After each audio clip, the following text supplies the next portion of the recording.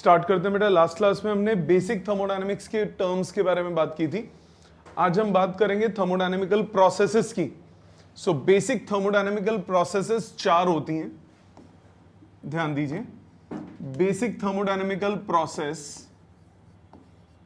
Basic thermodynamic processes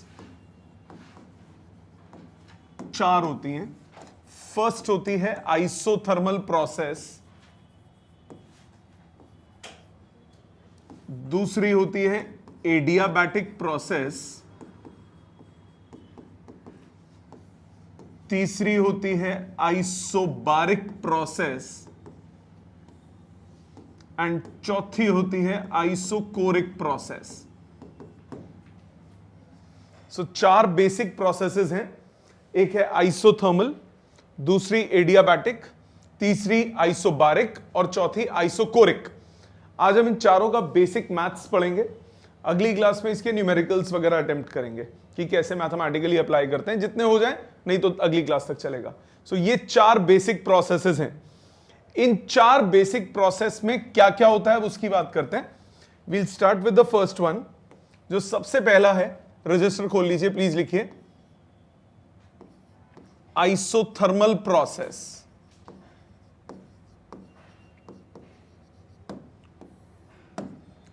क्या होता है ये प्रोसेस? आइसोथर्मल प्रोसेस ऐसा प्रोसेस है जिसमें सिस्टम का वॉल्यूम, प्रेशर चेंज हो, हीट कंटेंट चेंज हो, बट टेम्परेचर क्या रहे? कांस्टेंट। सो टेम्परेचर जिस प्रोसेस में कांस्टेंट रहेगा उस प्रोसेस को हम क्या बोलेंगे? Isothermal process. लिखिए, the process in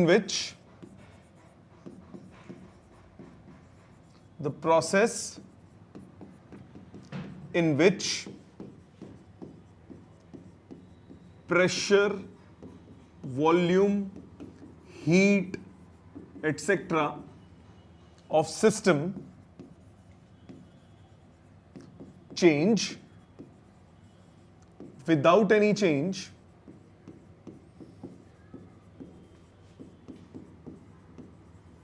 in its temperature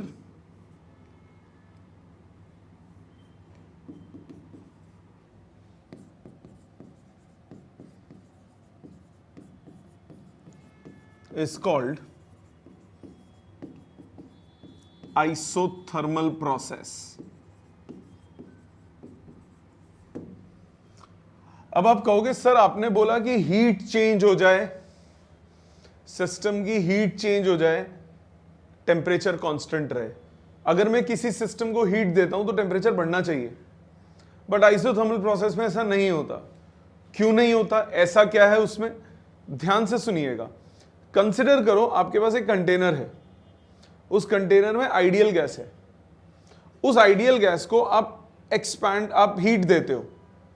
जब आप हीट देते हो तो उसका टेम्परेचर राइज होना चाहिए, उसका टेम्परेचर राइज होना चाहिए। जितना हीट देने से टेम्परेचर राइज हुआ, अगर उतना ही मैं उसे एक्सपैंड कर दूं, एक्सपेंशन से क्या होता है? टेम्परेचर फॉल करता है।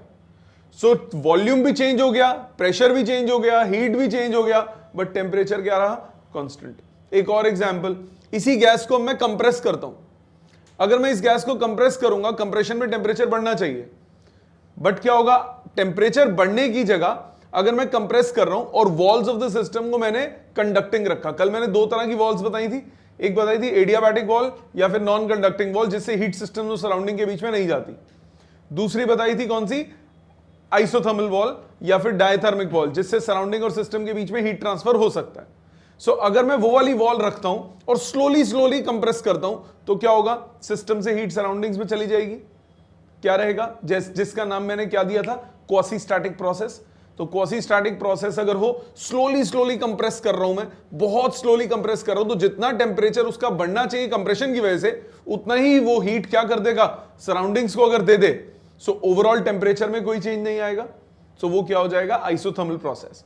सो आइसोथर्मल प्रोसेस के लिए 2 एसेंशियल कंडीशंस होती हैं, जरूरी कंडीशंस हैं। हेडिंग डालिए, लिखिए इसी की सब heading, essential conditions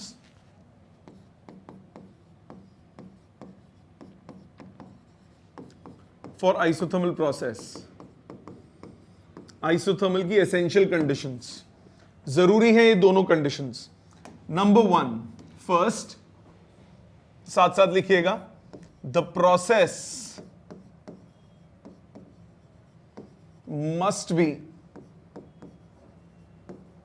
very slow, बहुत स्लो प्रोसेस होना चाहिए, so that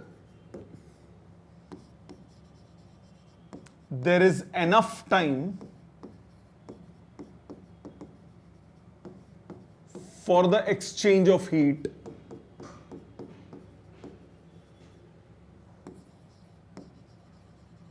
between system and surroundings.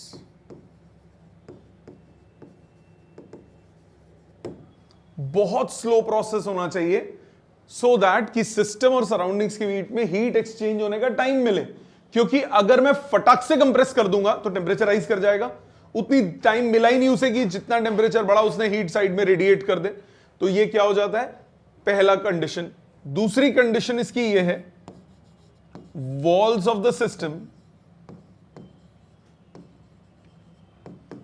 Must be perfectly diathermic so that heat can easily be exchanged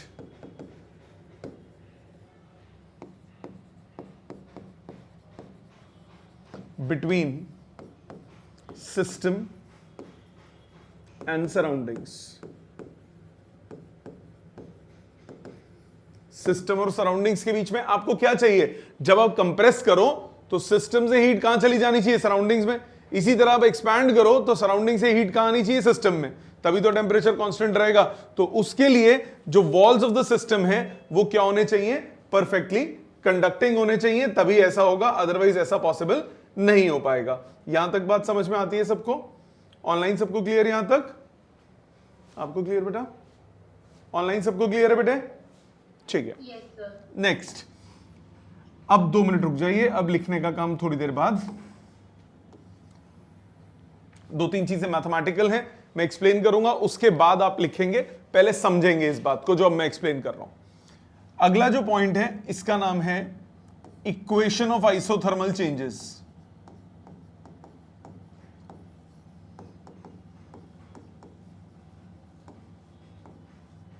isothermal change को मैथमेटिकल इक्वेशन कौन सी रिप्रेजेंट करती है? आपने जो आइडियल गैस इक्वेशन है, वो आइडियल गैस इक्वेशन क्या होती है, PV is equal to NRT.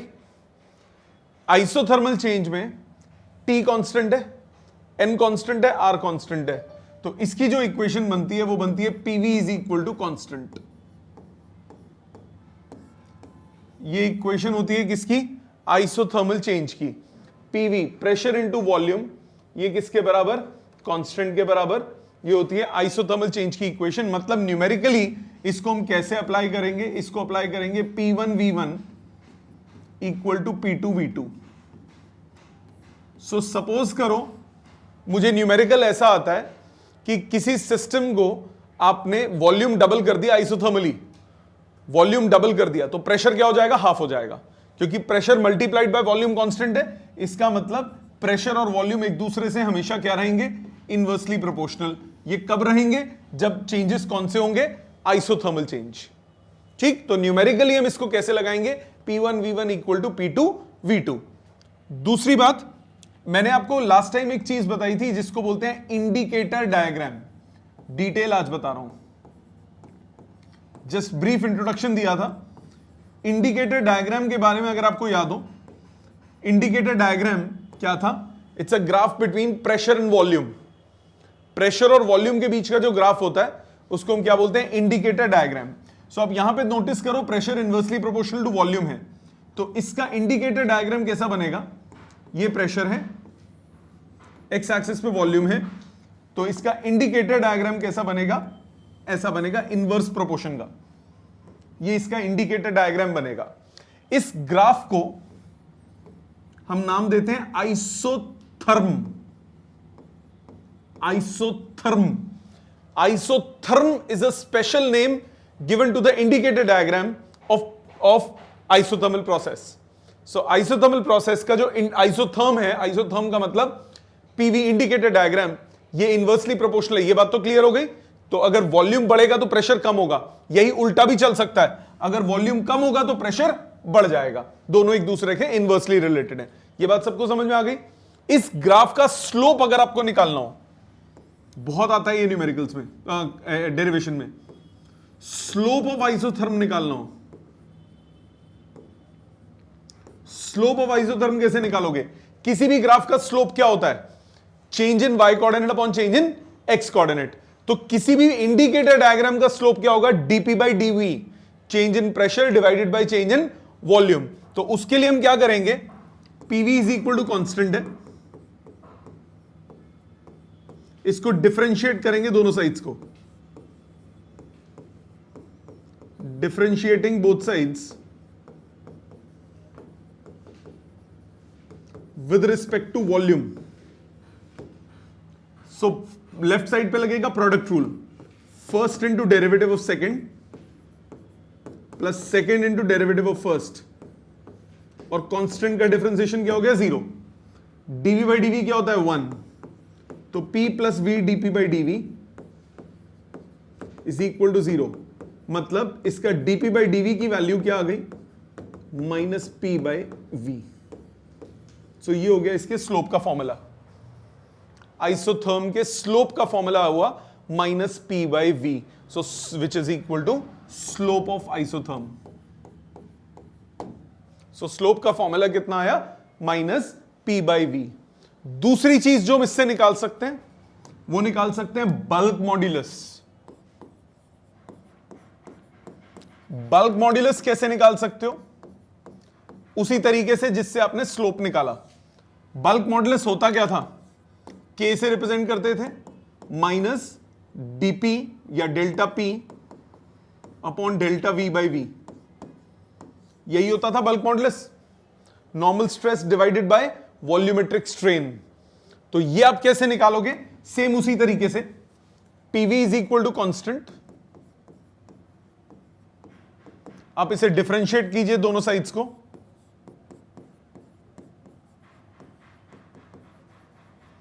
with respect to volume. So first function derivative of second plus second derivative of first, और कांस्टेंट का डिफरेंशिएशन क्या हुआ? 0. So P plus V DP by DV कितना आया? 0. जैसा अभी निकाला, कोई चेंज नहीं. तो V DP by DV negative का ये आ गया प्रेशर के equal. So minus DP upon DV by V किसके बराबर आया? प्रेशर के इक्वल. मतलब ये किसकी वैल्यू हो गई? बल्क मॉड्यूलस या K फॉर आइसोथर्मल प्रोसेस. ये किसके इक्वल आया? प्रेशर के इक्वल. सो बल्क मॉड्यूलस आइसोथर्मल प्रोसेस के लिए किसके बराबर हो जाता है? प्रेशर के बराबर. ठीक. सो क्या क्या बताया? पहले बताया इसकी एसेंशियल कंडीशंस, क्या जरूरी कंडीशंस हैं आइसोथर्मल प्रोसेस के लिए. पहली कंडीशन, प्रोसेस स्लो होना चाहिए. दूसरी कंडीशन कि walls of the container perfectly conducting होने चाहिए या डायथर्मिक होने चाहिए, सो दैट हीट एक्सचेंज हो सकते हैं सिस्टम और सराउंडिंग्स के बीच में. दूसरा बताया मैंने आपको इसका equation of state, equation of isothermal process, वो क्या होता है? P into V is constant. Numerically apply करोगे तो P1V1 इक्वल टू P2V2. बहुत बेसिक न्यूमेरिकल्स आते हैं इस पे. तीसरा इंडिकेटर डायग्राम. इंडिकेटर डायग्राम होता है प्रेशर वॉल्यूम का ग्राफ. प्रेशर वॉल्यूम का ग्राफ इनवर्सली प्रोपोर्शनल होगा, क्योंकि pressure inversely proportional to volume है. एक बढ़ेगा तो दूसरा घटेगा, तो pressure is inversely proportional to volume, तो ये नीचे की तरफ जाएगा ग्राफ. इसका स्लोप निकालना हो तो P into V is constant. इसको डिफरेंशिएट कीजिए, डिफरेंशिएट करके आप इसका स्लोप निकाल सकते हैं, वो आएगा माइनस पी बाई वी. और इसी एक्सप्रेशन को अगर रीअरेंज करें तो बल्क मॉड्यूलस निकल सकता है. बल्क मॉड्यूलस इस केस में, आइसोथर्मल के केस में कितना होगा? प्रेशर के इक्वल. यहां तक बात समझ में आई? अगली चीज जो हम इसमें निकालते हैं, फिर मैं टाइम दूंगा आपको लिखने के लिए, पहले समझ लो लास्ट पॉइंट. इसको बोलते हैं वर्क डन. इस पे पेज भी न्यूमेरिकल्स आते हैं, डायरेक्ट क्वेश्चंस आते हैं. Work done in isothermal process derivation की फॉर्म में आ सकता है. प्लीज ध्यान दीजिएगा एक एक वर्ड इसका। वर्क डन आइसोथर्मल प्रोसेस का क्या होता है? आइसोथर्मल प्रोसेस के वर्क डन के लिए मैंने एक कंटेनर कंसिडर किया। इस कंटेनर में आइडियल गैस है, इस कंटेनर में n moles of ideal gas है। Let us take a container having diathermic walls, क्योंकि आइसोथर्मल के लिए डायथर्मिक वॉल्स जरूरी हैं, containing n moles of ideal gas at pressure P1, volume V1 and temperature T। Initially pressure, volume, temperature मैंने मान लिया P1, V1 और T। तो ये जो गैस है इसका प्रेशर है P1, वॉल्यूम है V1, टेम्परेचर है T। Pressure P1, volume V1, temperature T। अब मैंने क्या किया, इसको एक्सपैंड किया आइसोथर्मली, dx डिस्प्लेसमेंट दिया, a area of cross section है। Let the gas is expanded isothermally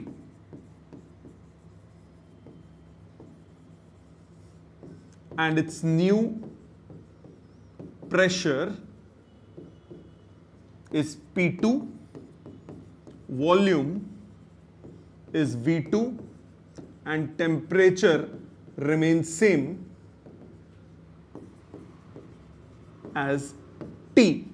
तो बाद में P2, V2 और T, क्योंकि आइसोथर्मल था तो इसीलिए टेम्परेचर क्या रहेगा, कांस्टेंट। अब आप कह सकते हो if A is area of cross section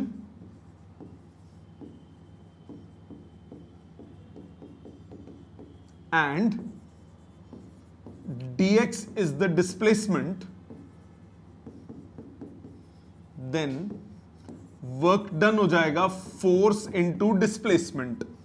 force होता है pressure into area, area into displacement हो गया चेंज इन वॉल्यूम। ये लास्ट क्लास में भी किया था, जब वर्क डन मैंने एक्सप्लेन किया था किसी भी प्रोसेस में होता है तो वर्क डन क्या होता है, पीडीवी। स्मॉल वर्क डन क्या होता है, पीडीवी। क्या लिखवाया था इसमें मैंने आपको कि वर्क डन पॉजिटिव होता है जब भी क्या हो, एक्सपेंशन। वर्क डन नेगेटिव होता है जब भी क्या हो, कंप्रेशन। तो मैंने यहां पे माना dw किसके बराबर आया, pdv के। अब आप इसे इंटीग्रेट कीजिए टोटल वर्क के लिए, टोटल वर्क के लिए इंटीग्रेट करेंगे तो pdv v1 वॉल्यूम से v2 वॉल्यूम तक। नाउ प्रॉब्लम यह है कि प्रेशर कांस्टेंट नहीं है तो डिफरेंशिएशन से बाहर नहीं जा सकता। सो सबसे पहले आपको डिफरेंशिएशन की फॉर्म में लिखना पड़ेगा। कैसे लिखेंगे आप, pv किसके इक्वल होता है, nRT के। तो यहां से प्रेशर की वैल्यू क्या आ गई, nRT बाय वॉल्यूम। सब्स्टिट्यूट कर सकते हो, सब्स्टिट्यूट करो, वर्क डन आ गया आपके पास। nRT डेरिवेटिव से, इंटीग्रल से बाहर चला गया, कांस्टेंट है, v1 से v2 तक dv by v। 1 by v का इंटीग्रेशन होता है log v। कौन सा लॉग, नेचुरल लॉग। ये होता है nRT natural log of v, limit v1 से v2 तक। ये इंटीग्रेशन का फॉर्मूला कहां से आया, आप डिफरेंशिएशन पढ़ चुके हो। डिफरेंशिएशन ऑफ log x होता है 1/x। तो 1/x का इंटीग्रेशन क्या होगा, log x। वो लॉग कौन सा होता है, नेचुरल लॉग बेस e वाला। So upper limit minus lower limit, आपके पास आया nRT natural log of v2 minus natural log of v1। log a minus log b क्या होता है, log a बाई b। तो रिलेशन क्या बना, वर्क डन बना nRT natural log of v2 by v1। Property लगाई मैंने कौन सी, log a minus log b, ये होता है log a बाई b। ये प्रॉपर्टी अप्लाई की है। अब बेस जो टेबल होते हैं आपके पास न्यूमेरिकल्स करने के टाइम, वो जो टेबल्स हैं वो टेबल्स होते हैं आपके किसके फॉर्म में, बेस 10 में। ये है बेस ई, बेस 10 को बेस ई को बेस 10 में कन्वर्ट करना हो तो 2.303 से मल्टीप्लाई करते हैं, precisely 2.3026। So 2.303 nRT log V2 by V1। log जब लिख दिया तो this is basically log to the base 10। तो log टू द बेस 10 ताकि आप टेबल से निकाल सको। ये वर्क का एक्सप्रेशन आ गया 2.303 nRT log V2 by V1। या इन टर्म्स ऑफ वॉल्यूम, आप इन टर्म्स ऑफ प्रेशर भी निकाल सकते हैं। इन टर्म्स ऑफ प्रेशर निकालना हो तो आप ये एक्सप्रेशन यूज करें, P1 V1 equal to P2 V2। सो आप V2 by V1 को क्या लिख सकते हो, P1 by P2। तो आपके पास वर्क डन का एक्सप्रेशन आ जाएगा 2.303 nRT log P1 by P2। ये हो गया वर्क डन का एक्सप्रेशन। क्लियर, समझ में आया? ऑनलाइन सबको क्लियर बेटा? ऑनलाइन सबको क्लियर? ये जो एक्सप्रेशंस हमने निकाले हैं, these expressions are for isothermal expansion। ये दोनों एक्सप्रेशंस आइसोथर्मल एक्सपेंशन के हैं। अगर आइसोथर्मल कंप्रेशन होगा, for isothermal compression work done हो जाएगा -2.303 nRT log V2 by V1। Minus sign आ जाएगा सिर्फ, या फिर -2.303 nRT log P1 by P2। तो ये दोनों यूज होंगे किसके लिए, कंप्रेशन के लिए। जो ऊपर दो फॉर्मूलाज थे वो दोनों किसके लिए यूज होंगे, एक्सपेंशन के लिए। ठीक, इंडिकेटर डायग्राम से भी आप निकाल सकते हो वर्क डन।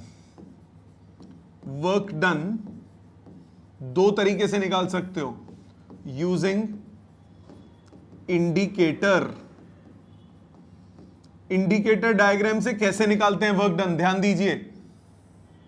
ये मेरे पास प्रेशर वॉल्यूम का ग्राफ था, which is indicator diagram, PV graph. Isothermal का ऐसा ग्राफ था। अगर मैं एक छोटा सा स्ट्रिप कंसिडर कर लूं, यहां पे ये हो गया डीवी, इधर प्रेशर मान लिया P, तो एरिया ऑफ स्ट्रिप ये हो गया PdV, which is nothing but work done. Yes और no? Work done, small work क्या था, PdV। तो PdV छोटी सी स्ट्रिप का एरिया है, तो ये वर्क डन होगा छोटा सा। तो अगर आपको टोटल एरिया, टोटल वर्क निकालना है, वो होता है इंटीग्रेशन PdV। इंटीग्रेट करूंगा तो मेरे पास आ जाएगा टोटल एरिया अंडर आइसोथर्म। सो कर्व में जो टोटल एरिया कवर होगा स्टार्टिंग से एंडिंग पॉइंट तक, वो टोटल एरिया आपको क्या देगा, वो टोटल एरिया आपको दे देगा work done.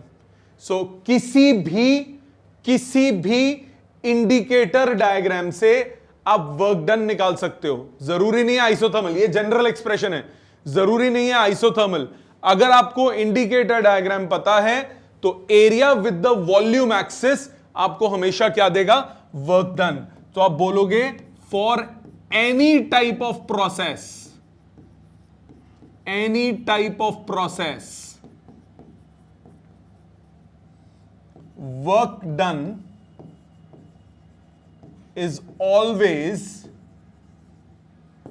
area under PV graph with volume axis। Pressure volume का जो ग्राफ है, माने इंडिकेटर डायग्राम का जो ग्राफ है, वो आपको हमेशा क्या देगा, वर्क डन। Got it? इसमें जो फॉर्मूलाज आपको लर्न करने हैं वो ये दो बातें याद रखनी है। 2.303 nRT log V2 by V1 या P1 by P2, ये यूज होता है एक्सपेंशन के लिए, और नेगेटिव साइन लगा दोगे तो वो यूज होगा किसके लिए? कंप्रेशन के लिए। दूसरे जो बाय हार्ट लर्न होने चाहिए वो एक ये याद होना चाहिए कि बल्क मॉड्यूलस आइसोथर्मल प्रोसेस का किसके बराबर होता है? प्रेशर के। और तीसरा, स्लोप ऑफ आइसोथर्मल प्रोसेस किसके बराबर होता है? माइनस पी बाई वी के, और P1 V1 equal to P2 V2। तो ये जिन पे मैंने स्टार लगाया ये हमेशा याद होने चाहिए मैथमेटिकल न्यूमेरिकल्स के लिए। बाकी थियोरेटिकली 1 मार्क में ये भी आ जाता है कि what are the essential conditions for isothermal process, ये भी पूछा जा सकता है। तो जितना मैंने जब आप बुक्स उठाओगे ना तो आपको ये अलग अलग जगह मिलेगा। एसेंशियल कंडीशन एक जगह लिखी होंगी, वर्क डन जब वो एक्सप्लेन करेगा तो वर्क डन कहीं और होगा आइसोथर्मल का, फिर उसके बाद उसका। तो मैंने क्या किया, मेरे ये थोड़ा डिफरेंट है। आइसोथर्मल आप पढ़ रहे हो तो मैंने पूरा आइसोथर्मल शुरू से आखिरी तक कवर किया। अब हम एडियाबैटिक पे चलेंगे। पहले इतना लिख लीजिए, कोई डाउट आए तो साथ साथ बोलिएगा।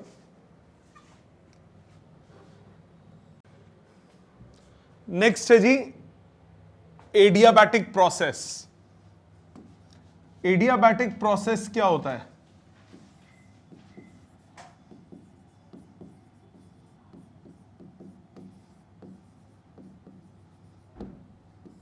एडियाबैटिक प्रोसेस एक ऐसा प्रोसेस है जिसमें कुछ भी हो, सिस्टम और सराउंडिंग्स के बीच में हीट एक्सचेंज नहीं होना चाहिए। प्रेशर चेंज होगा, वॉल्यूम चेंज होगा, टेम्परेचर चेंज होगा, but there is no transfer of heat between system and surroundings. उसको क्या बोलेंगे? Adiabatic process. So adiabatic process is a process in which there is no exchange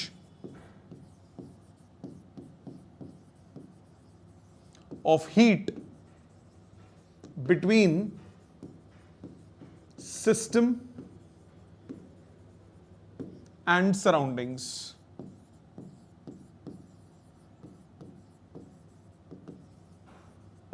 system और surroundings के बीच में heat exchange कोई नहीं होना चाहिए। मतलब ना ही सिस्टम से हीट सराउंडिंग में जाए, ना ही सराउंडिंग से सिस्टम में आए। प्रेशर चेंज होगा, वॉल्यूम चेंज होगा, टेम्परेचर चेंज होगा, बट हीट एक्सचेंज नहीं होना चाहिए। अब क्योंकि हीट एक्सचेंज नहीं चाहिए आपको, तो इसका मतलब जो सिस्टम की वॉल्स हैं वो कौन सी होनी चाहिए? इंसुलेटिंग वॉल्स होनी चाहिए, ताकि हीट ना आए ना जाए।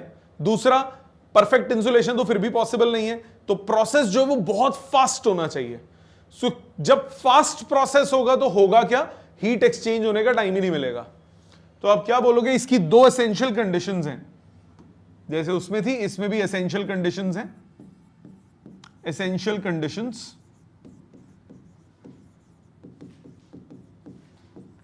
पहली essential condition, process must B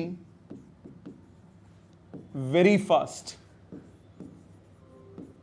so that there is not enough time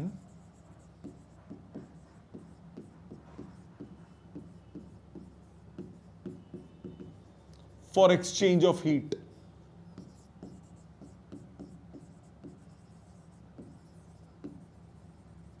Between system and surroundings. System और सराउंडिंग्स के बीच में हीट एक्सचेंज का टाइम ही ना मिले, तो प्रोसेस क्या होना चाहिए? बहुत फास्ट होना चाहिए। दूसरा, walls of the system must be perfectly insulating so that no exchange of heat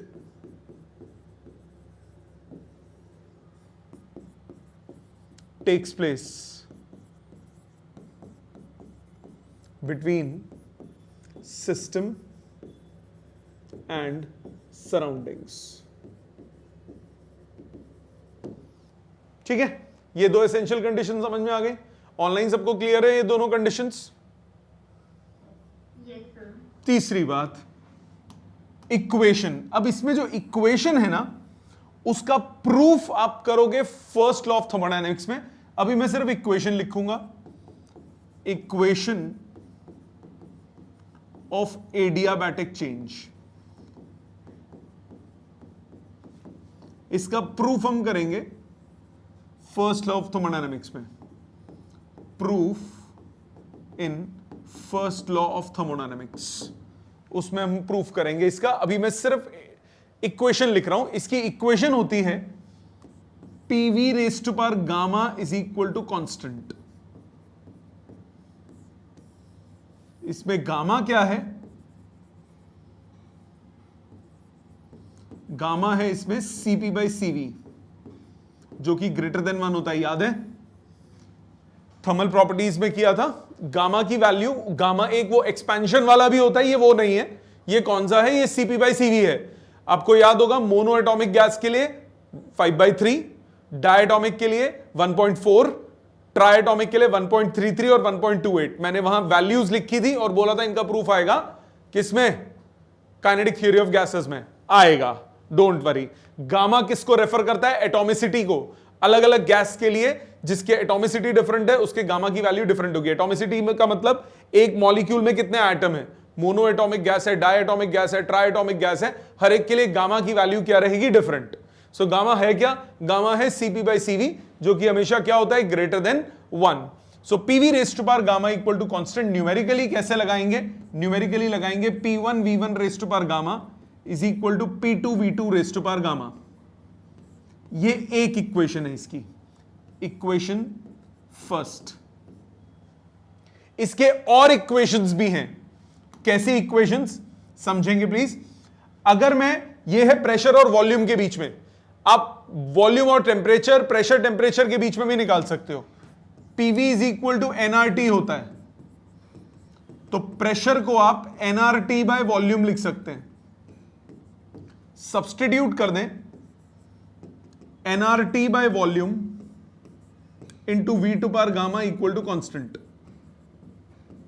N और आर कांस्टेंट है, मतलब TV raise to power gamma -1 equal to constant. ये दूसरी इक्वेशन बन गई टेम्परेचर वॉल्यूम की टर्म्स में। TV raise to power gamma -1 equal to constant, ये है इसकी इक्वेशन सेकंड। मतलब न्यूमेरिकली लगाएंगे तो लगाएंगे T1 V1 raise to power gamma -1 equal to T2 V2 raise to power gamma -1। So pressure volume की टर्म्स में PV raise to power gamma equal to constant, temperature volume की terms में TV raise to power gamma equal to constant. और तीसरा, pressure temperature की terms में अगर आपको निकालना है, वॉल्यूम एलिमिनेट कीजिए, PV is equal to NRT, तो वॉल्यूम हो गया एनआरटी बाय प्रेशर। सब्स्टिट्यूट कीजिए फर्स्ट इक्वेशन में, P V raise to power gamma equal to constant. N और आर कांस्टेंट्स है, उनको कांस्टेंट के साथ ही रखिए।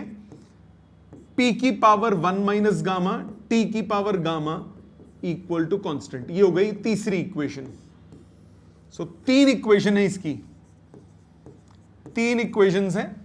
इसको न्यूमेरिकली लगाओगे, P1 की पावर 1 माइनस गामा, T1 की पावर गामा इस P2 की पावर 1 माइनस गामा, T2 की पावर गामा। सो 3 इक्वेशंस हैं इसकी एडियाबैटिक चेंजेस की। सबसे पहली equation PV raise to power gamma equal to constant, यानी P1 V1 raise to power gamma equal to P2 V2 raise to power gamma. दूसरी TV raise to power gamma -1 equal to constant, माने T1 V1 raise to power gamma -1 is equal to T2 V2 raise to power gamma -1। और तीसरी P to power 1 minus gamma, T to power gamma equal to constant, मतलब P1 की power 1 minus gamma, T1 की power gamma equal to P2 की power 1 minus gamma, T2 की power gamma.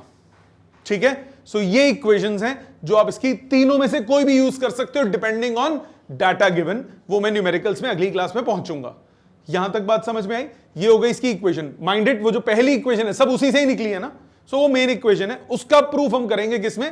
First law of thermodynamics में। ठीक, इसके बाद इसका अगर मैं इसका वो बनाना चाहूं इंडिकेटर डायग्राम, तो इसका इंडिकेटर डायग्राम कैसा बनेगा? इसका इंडिकेटर डायग्राम कैसा बनेगा? जैसा उसका बना था वैसे ही इसका भी बनेगा। प्रेशर वॉल्यूम इनवर्सली रिलेटेड है इसमें भी। सो प्रेशर और वॉल्यूम इनके बीच का जो ग्राफ होगा वो होगा उसी तरह का जैसे पहले आया था। बट अगर दोनों में कंपैरिजन करूं कि अगर सपोज आपको दो ग्राफ दिए हुए एक जैसे नीचे आते हुए, आपको कैसा पता लगेगा कि कौन सा आइसोथर्मल का है और कौन सा एडियाबैटिक का है? हमें वो पता लगने के लिए हमें स्लोप देखना पड़ेगा।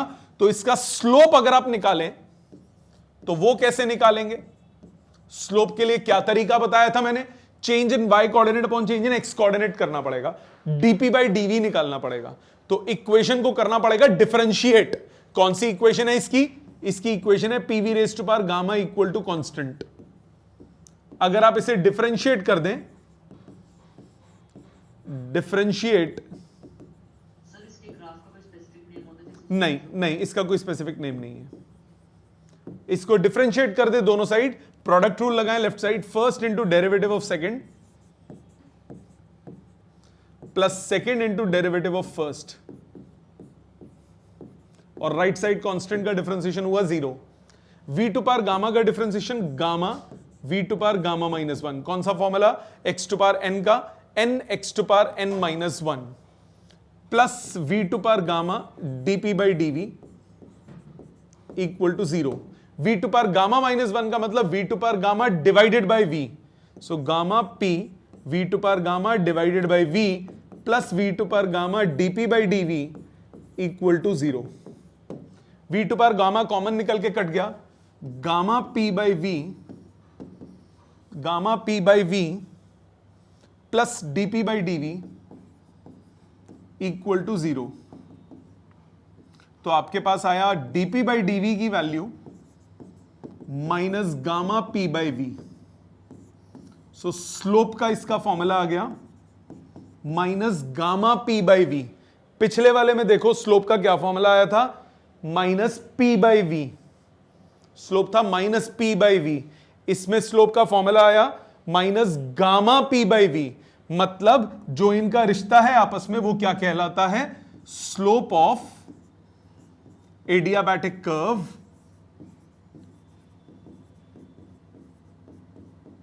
Is equal to gamma times slope of isothermal curve.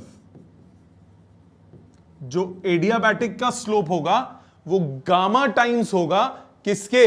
Isothermal के स्लोप के।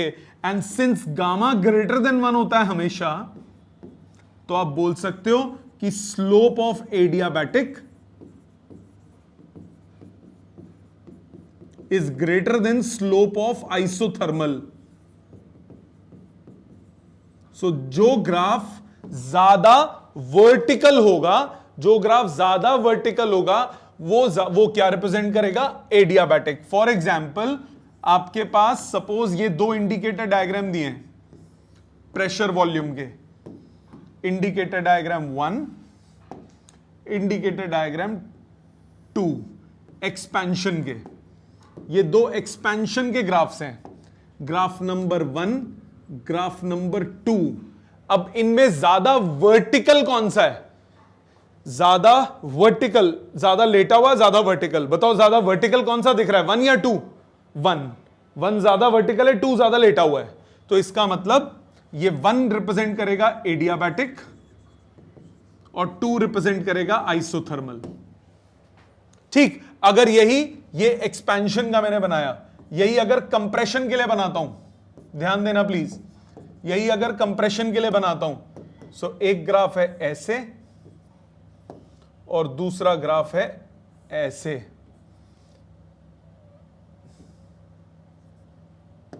अब बताओ ज्यादा वर्टिकल कौन सा है, ग्रीन वाला या रेड ऑरेंज वाला? ग्रीन वाला। तो यानी ये ऊपर वाला अब हो जाएगा एडियाबैटिक जो ज्यादा वर्टिकल है, और नीचे वाला हो जाएगा isothermal. So the graph which is more vertical that is adiabatic, the graph which is more horizontal that is isothermal. ठीक है, सो ये थोड़ा सा ध्यान रखिए, ग्राफ ज्यादा वर्टिकल्स बन गए मुझसे, थोड़े से एंगल कम कर देता हूं। एक्चुअली में कंप्रेशन के ऐसे नहीं होंगे ये, हाँ ये कंप्रेशन का वॉल्यूम कम हो रहा है ना, इसमें वॉल्यूम कम हो रहा है, पिछले वाले में वॉल्यूम बढ़ रहा था, एरो उल्टे हो गए ना देख। ठीक, इसी से ही हम एक और चीज निकाल लेते हैं, बल्क मॉड्यूलस भी। बल्क मॉड्यूलस कैसे निकालेंगे? यहां तक तो same steps, dp by dv minus gamma p by v। Rearrange करूं, minus dp upon dv by v, ये हो जाएगा गामा p। तो बल्क मॉड्यूलस एडियाबैटिक प्रोसेस के लिए क्या हो जाएगा? Gamma times pressure. पिछले वाले में बल्क मॉड्यूलस आइसोथर्मल के लिए किसके बराबर आया था? प्रेशर के बराबर। यहां पे कितना आया? गामा टाइम्स प्रेशर के बराबर। ठीक है, समझ में आ गई बात? तो इस पेज पे क्या क्या टर्म्स जो हैं वो बिल्कुल अच्छे से याद होनी चाहिए, मतलब जिनका बिल्कुल ध्यान होना चाहिए। एक तो ये कि इसका स्लोप होता है, स्लोप ग्रेटर किसका होता है, लेस किसका होता है, ये चीज अच्छे से याद होनी चाहिए। दूसरा, इस टाइप का क्वेश्चन पेपर में आ जाता है कि बताओ 1 वाला आइसोथर्मल है, 2 वाला आइसोथर्मल है, एडियाबैटिक है, इस टाइप का, और एक ये इसका बल्क मॉड्यूलस। ठीक, आखिरी चीज जो प्रोसेस की थी वो था वर्क डन। वर्क डन आप कैसे निकालोगे? Work done in adiabatic process.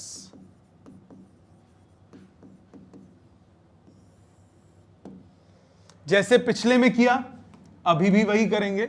मैंने एक कंटेनर कंसिडर किया, फिटेड विद अ पिस्टन, बहुत एक इसमें n moles of ideal gas मान ली, pressure volume temperature P1 V1 T1, pressure volume temperature P1 V1 T1। तो हमने कंसिडर किया एन इंसुलेटेड सिस्टम कंटेनिंग, अच्छा ऐसा हो सकता है आपके स्कूल में 1 मोल ऑफ आइडियल गैस लें, मैं n मोल्स लेके चल रहा हूं, फर्क नहीं होगा, n की जगह 1 डल जाएगा बस। So consider an insulated system containing n moles of ideal gas at pressure, volume and temperature P1, V1 and T1 respectively। अब क्या किया, इसको मैं एक्सपैंड करता हूं एडियाबैटिकली, dx डिस्प्लेसमेंट मैंने इसे दिया। If system is expanded adiabatically, let the final pressure, volume and temperature be P2, V2 and T2। ठीक है, प्रेशर, वॉल्यूम और टेम्परेचर P2, V2, T2 मान लिए। अब इसमें वर्क डन कितना होगा? वर्क डन हो जाएगा फोर्स इंटू डिस्प्लेसमेंट। फोर्स होता है pressure into area, so work pressure into area हो गया, चेंज इन वॉल्यूम, यहां तक तो बिल्कुल सेम। dw हो गया आपके पास pdv, dw हो गया pdv, तो टोटल वर्क के लिए होगा इंटीग्रेशन pdv v1 से v2 तक। अब इसमें t कांस्टेंट नहीं है, तो इसमें सीधा सीधा वो डलेगा नहीं जो आपने पहले एक्सप्रेशन लगाया। इसमें क्या लगेगा? इसमें इक्वेशन लगेगी, pv raise to power gamma equal to constant k मान लिया, यही होगा P1 V1 raise to power gamma और P2 V2 raise to power gamma, यही होगा कि नहीं?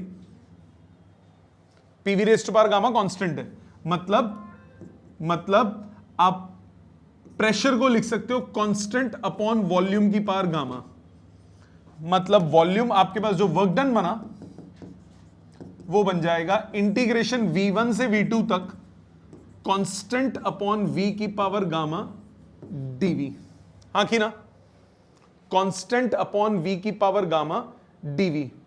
कांस्टेंट को बाहर लीजिए, V to power minus gamma dV, limit V1 से V2 तक। x टू पावर n का इंटीग्रेशन क्या होता है? x to power n+1 upon n+1, तो ये आ गया कांस्टेंट V की power minus gamma +1 upon minus gamma +1, limit V1 से V2 तक। जो डिनोमिनेटर है उसको बाहर ले लीजिए, कांस्टेंट अपॉन 1 माइनस गामा, अपर limit minus lower limit, v2 की power 1 minus gamma minus v1 की पावर 1 माइनस गामा। कांस्टेंट को अंदर ले जाइए, आपके पास आया 1 अपॉन 1 माइनस गामा के v2 की पावर 1 माइनस गामा माइनस के v1 की पावर 1 माइनस गामा। अब k की वैल्यू डालिए, k की वैल्यू क्या थी? p1 v1 raise to power gamma भी थी और p2 v2 raise to power gamma भी थी। तो जो v2 वाली टर्म है उसके साथ p2 v2 वाली टर्म डालिए, जो v1 वाली टर्म है उसके साथ p1 v1 वाली टर्म डालिए। आपके पास आया 1 upon 1 minus gamma p2 v2 raise to power gamma v2 की power 1 minus gamma minus p1 v1 raise to power gamma v1 की power 1 minus gamma. Base same power add कीजिए, 1 upon 1 minus gamma p2 v2 minus p1 v1। हो भगवान, p2 v2 minus p1 v1, अभी भी answer नहीं आया। pv is equal to nRT होता है, p1 v1 की वैल्यू होती है nRT1, p2 v2 हो जाएगा nRT2। सब्सटीट्यूट, nr कॉमन बाहर निकल गया, t2 minus t1 divided by 1 minus gamma, ये हो गया वर्क डन। अब गामा हमेशा क्या होता है? गामा हमेशा होता है ग्रेटर देन 1, तो 1 माइनस गामा नेगेटिव हुआ कि नहीं हुआ? तो ऊपर भी नेगेटिव है, क्योंकि जब आप ये एक्सपेंशन किया ना, एक्सपेंशन किया तो हुआ क्या? टेम्परेचर फॉल किया, टेम्परेचर फॉल किया।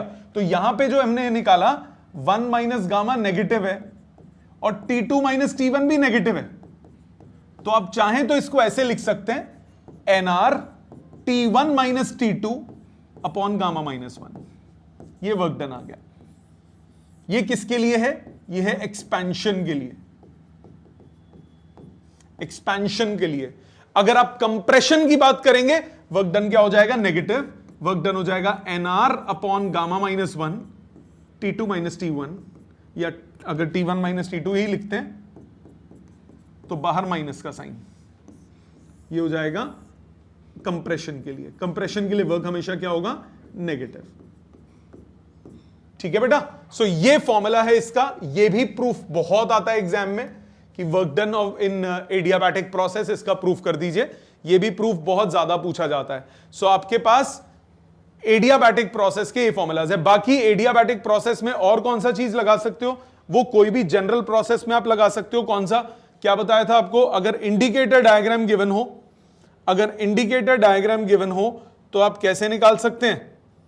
इंडिकेटर डायग्राम गिवन हो तो आप क्या निकाल सकते हैं? वर्क डन कैसे निकाल सकते हैं? बताओ। Area under the curve. So pressure volume का अगर आपको ग्राफ दिया हो तो इसमें भी एरिया आपका क्या दे देगा? Work done. ठीक है। बाकी मैथमेटिकल ये टेक्निक है। सो आज का काम क्या है? जितना हमने करा इसको अच्छे से याद करके आइएगा, क्योंकि ये याद करेंगे तब कंसेप्ट अगली क्लास में समझ में आएंगे, नहीं तो कुछ नहीं समझ में आएगा। ठीक है। Thank you very much.